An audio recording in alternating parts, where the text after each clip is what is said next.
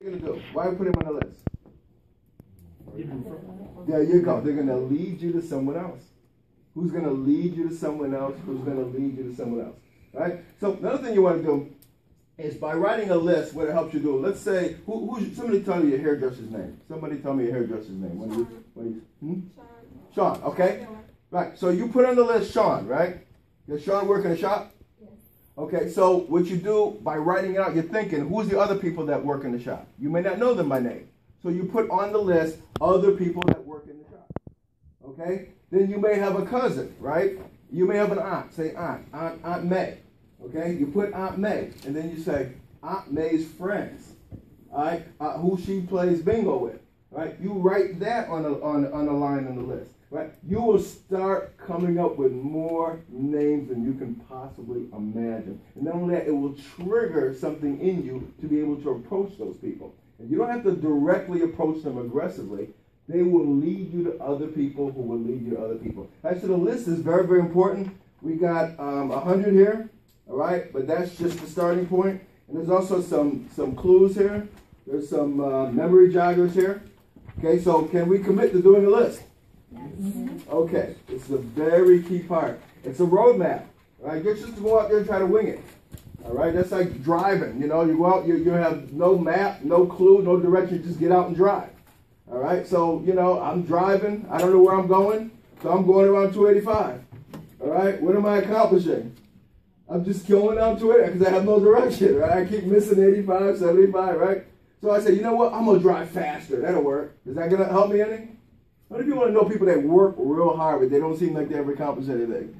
Anybody know those people? All right, and they just start working harder, but they're not. But you don't want to do that. You want to have a direction. All right, this is your starting roadmap because it's a people business. I will start with the people you love and the people you know and go from there. Okay, great. Okay, I just wanted to share that with you. There's a lot of different marketing things that we can do. Can you also speak a little bit on how to approach strangers? Okay, you're an expert at that as well. Okay, you know. What I do in regards to approaching people that you don't know, that can be a little tough, cold market, right? Because you feel like you're invading their space or you don't know what to say, right? And nobody likes rejection, right? All right? So how can we approach someone? Well, someone, and they're all over the place. They could be walking out of Walmart, okay? So you could say something like, hi, what's your name? Yeah, hey, how you doing? My name is Clyde. We're helping people in the community with their taxes. Do you know anybody who might need some help with their taxes? We can help them out. Oh, yeah, definitely. Okay, now what did I do? Did I ask her? Did she need it? Mm-hmm. What did I say?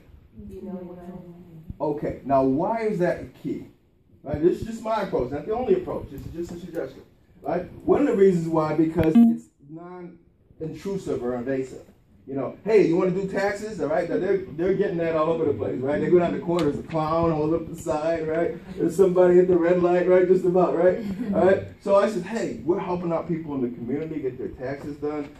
We are actually providing, on average, one of the biggest refunds, and we can get it done for them real fast. Who do you know that we can help? I'm sure you know someone that we can help. Okay.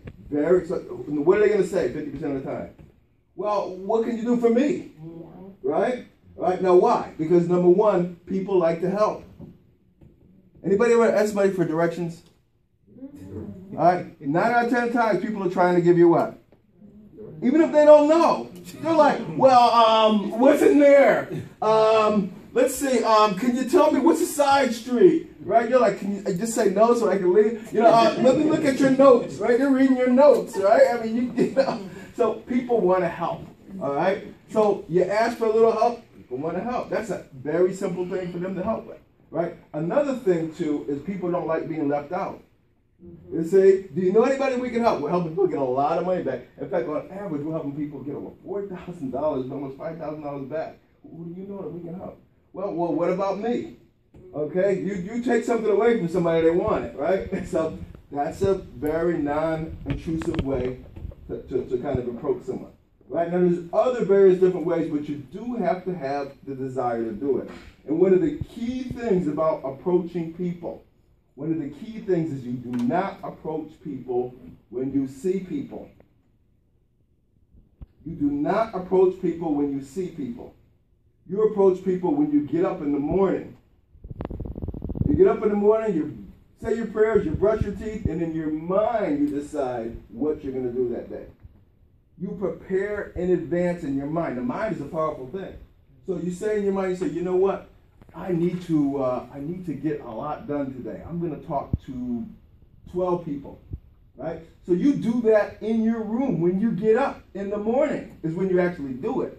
Now, physically, you do it when you get out in the field, but what happens now, you start looking for the opportunity. Otherwise, you'll talk yourself out of it. Oh, that guy looks busy.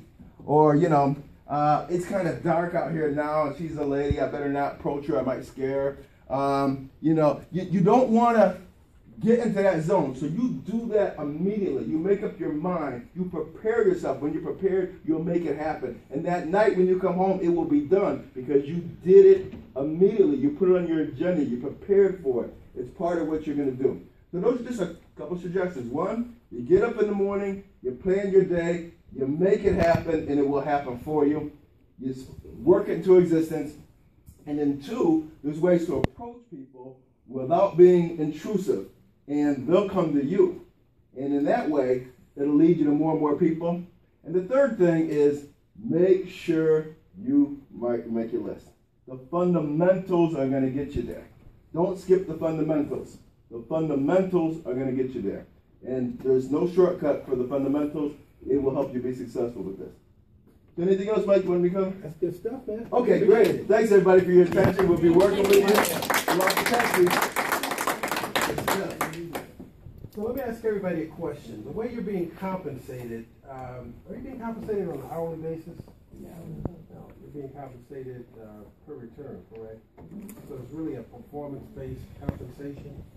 And we had a small group here the other night. We talked a little bit about the mindset that you really need to have in order to be successful this particular tax season. As we mentioned, it's a window of opportunity, and when there's a window of opportunity, it means that it opens and it does what? Yeah. So